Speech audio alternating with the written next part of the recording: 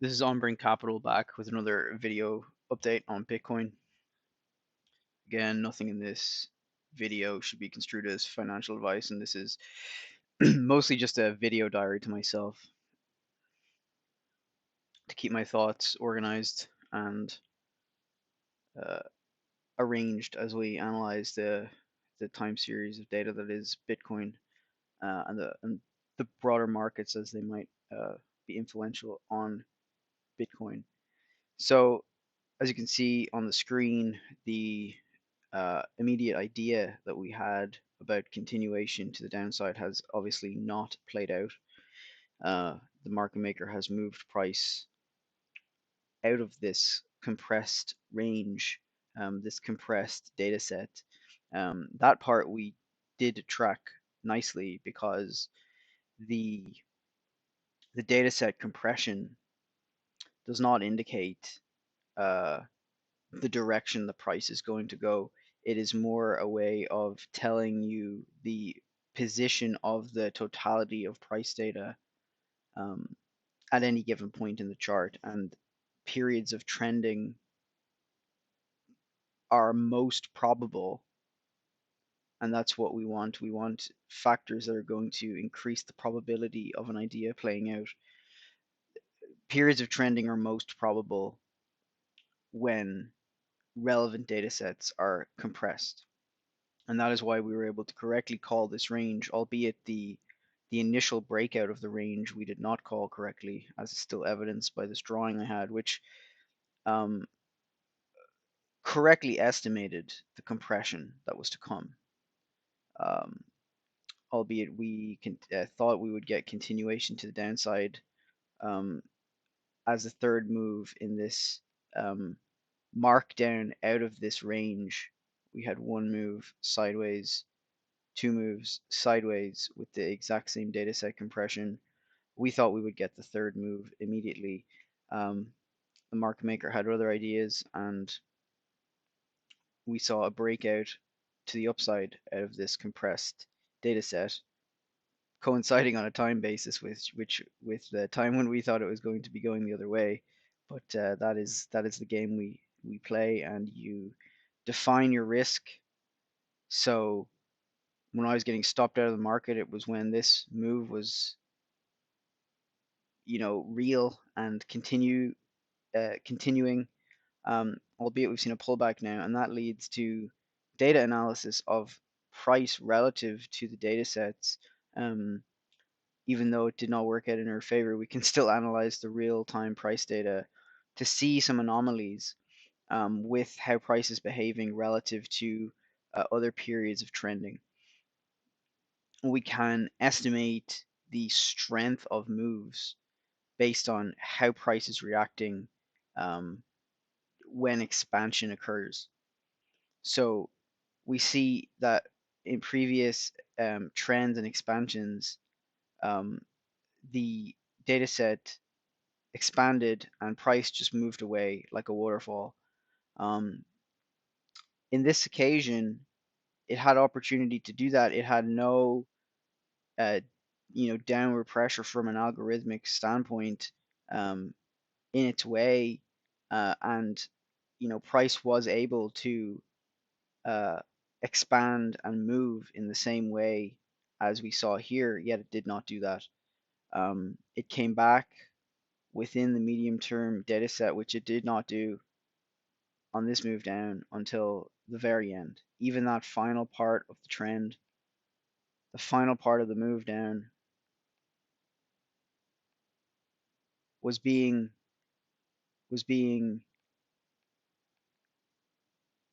held down, so to speak, by that expanding data set. And only when we broke back within it did it signify that, at least initially, the trend was over and that sideways movement was likely to ensue. And then when we got the same confirmation from the longer term data set, um, even though price technically began to trend on the medium term basis again, we had further evidence that this was a larger compression and consolidation. And we are getting the same here. We are getting the first indication that all is not right with this supposed breakout to the upside. That is not to say we do not have continuation continuation ahead of us because price is being contained on the outside of the large of the longer term data set, is in the medium term mean. It could be a point of continuation for what will prove to be a weak move up. However, given that we had max compression, a larger move could have been sustained if that was indeed what was wanted. So I personally will place that as a piece of evidence in that in the case that all is not right with this breakup. Um, and whilst the immediate term invalidation of this downward move has occurred, because this is not part of this thesis, and we have to be intellectually honest with our ideas. It doesn't mean abandon them completely. It means being aware when the market is not behaving as expected and allowing yourself to be taken out of positions to which the market is running contrary at important points. So, how this is to continue um, is obviously yet to play out, but we can analyze further data to see and to build a case from a macro to micro basis as to what is likely to occur. So we can show on a volatility expansion basis that this is a weaker uptrend in comparison to trends that have gone before it with similar data set compression. And we can evidence that back when this algorithm was last online, which was in April to June of 2019, which I've discussed in previous videos.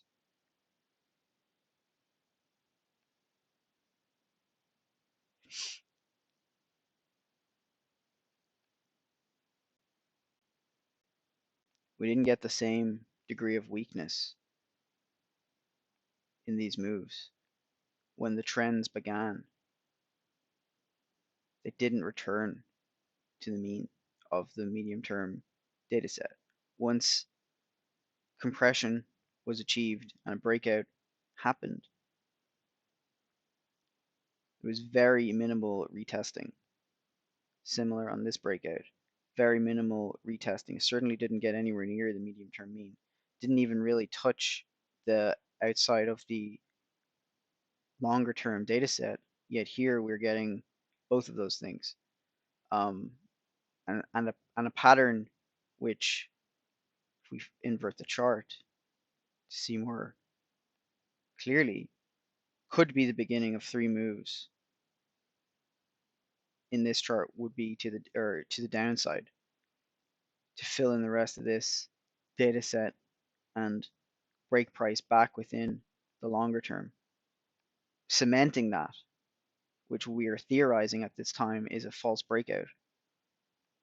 And that is not just because On-Brink Capital thinks price is going down, therefore this has to be a false breakout. That is my hypothesis.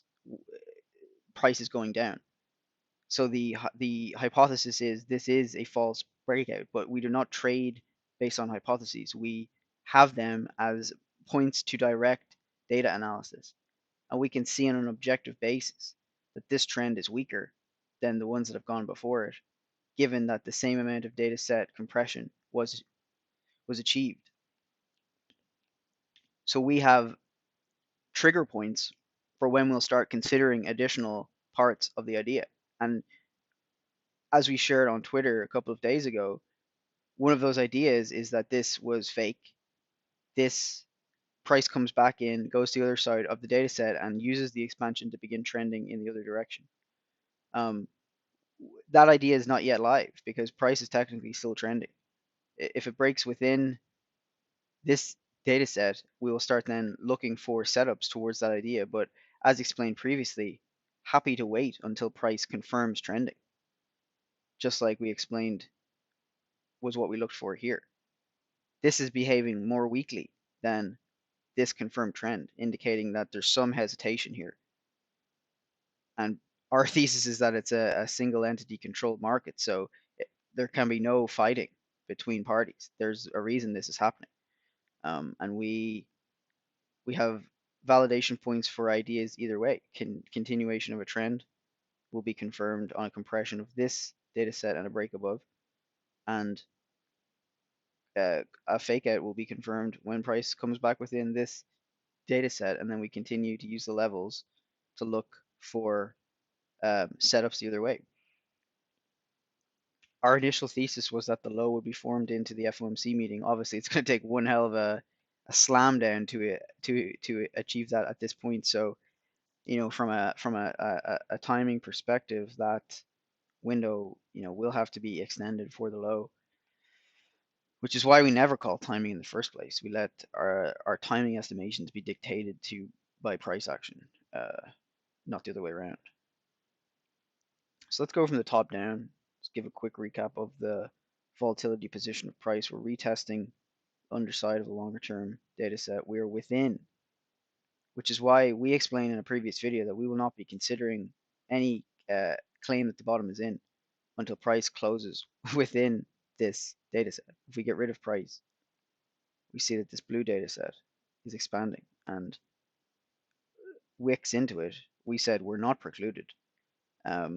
Although we did think on a lower time frame we would get continuation down sooner.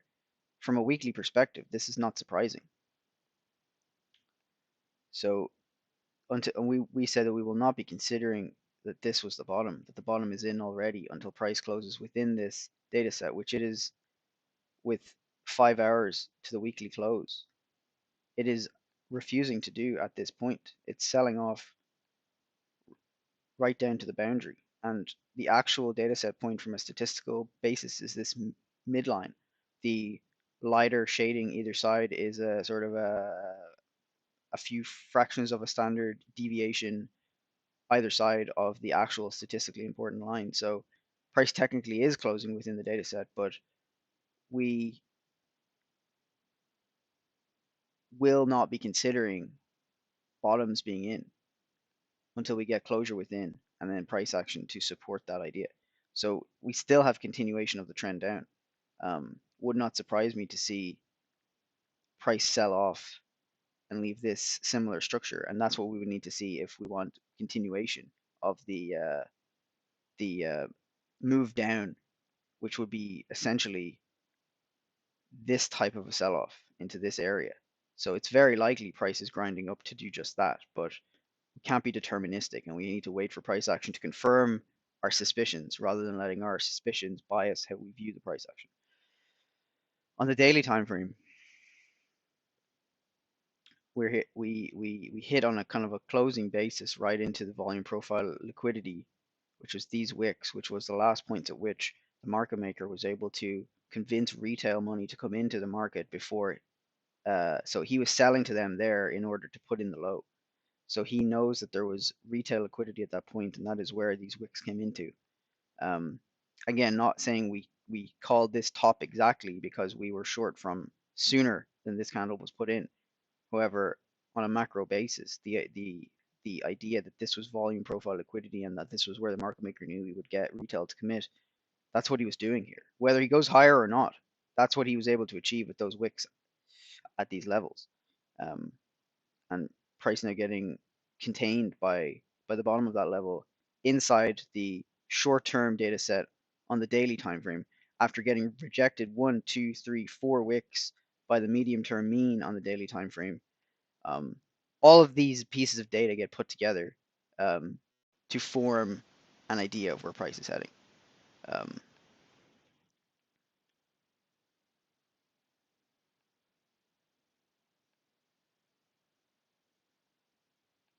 If we move on to the CME data, which came in on Friday,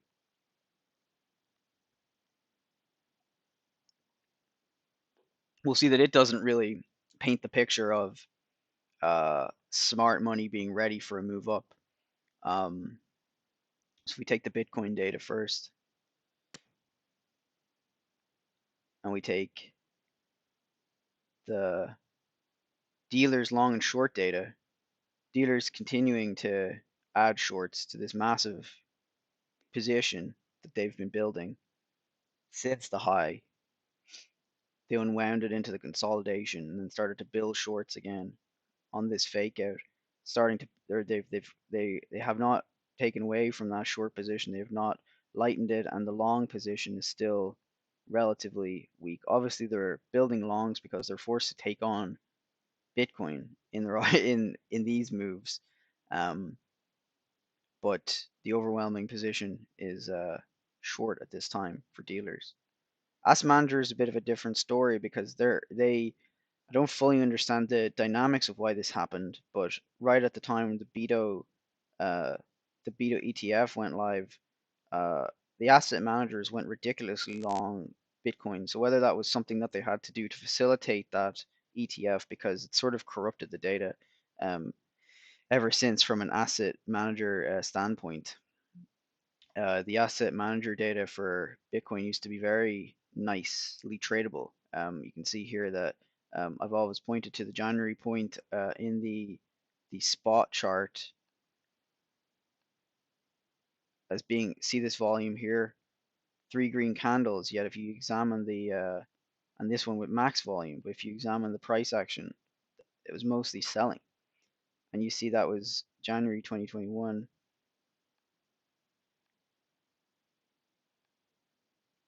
You see that right at that time was when the CME asset managers went net short Bitcoin, meaning that they were unwinding their long position, adding to their short position right at the same time that this spot selling was coming in. And this was also right around the time exactly when they went net short was when Elon Musk came involved with Bitcoin and started to market his the market maker's position into this distribution. That was when Elon Musk came in. Was when the CME asset managers went net short. Again, could be a coincidence, but I'm gonna take the information from that overlap of things um, in my own way. So the asset manager data is kind of corrupted. If we then go to the ETH uh, volume data,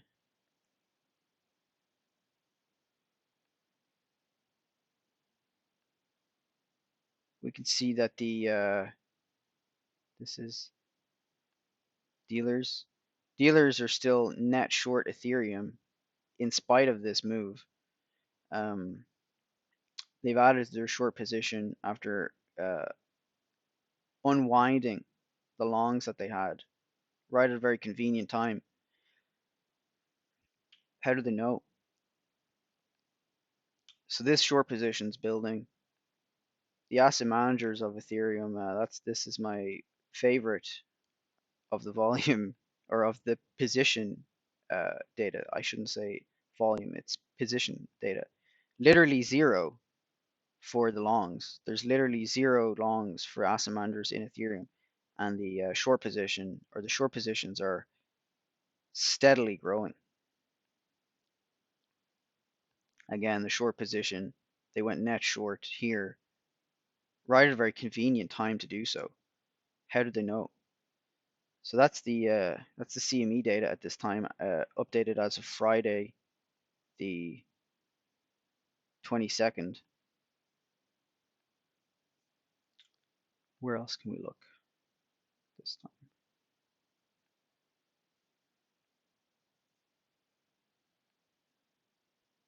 I mean, that's basically it. That's all the value that can be gleaned from these charts at this time. Um, Bitcoin in a state of flux. Uh, I'm personally not buying what is occurring here or what they're trying to paint with the chart, but an invalidation of continuing downside is the bull's dream of this being continuation higher. It could be because ultimately at the end of this, using various factors, at the end of this markdown, I do estimate a very quick move off the bottom. Um, a quick move from what I think will be a low coming lower down in a very wide range, unfortunately, because there's so many logical cases that can be made for different points being the bottom.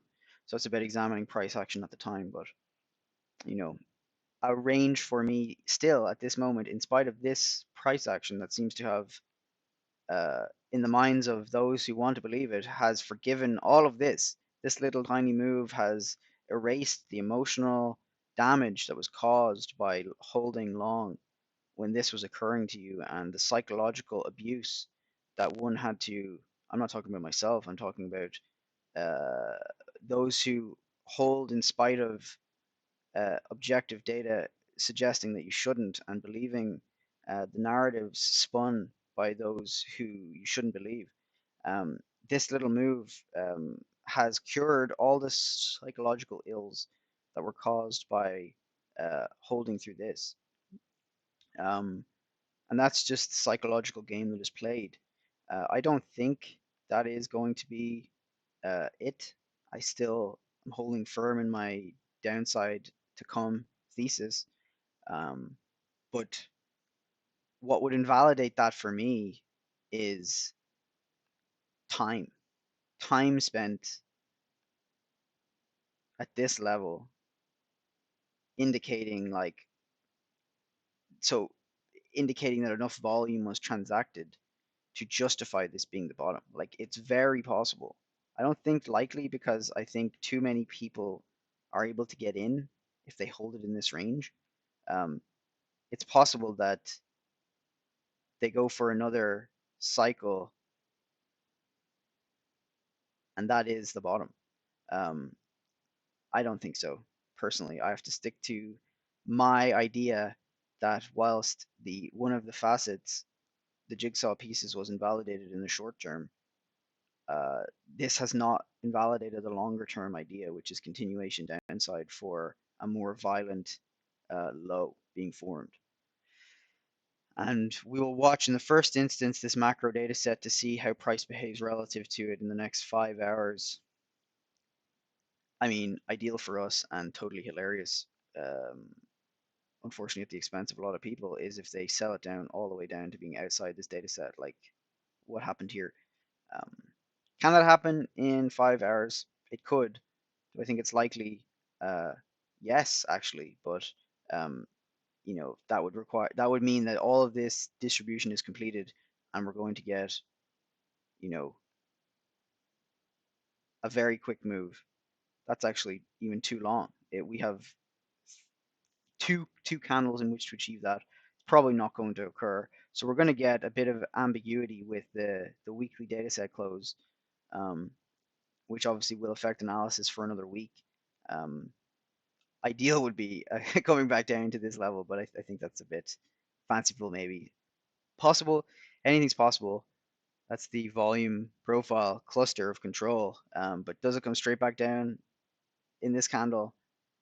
It seems unlikely. So that will bias the weekly analysis. But this is nice price action, and this being nice price action for continuation downside is invalidated with a clean break and close above.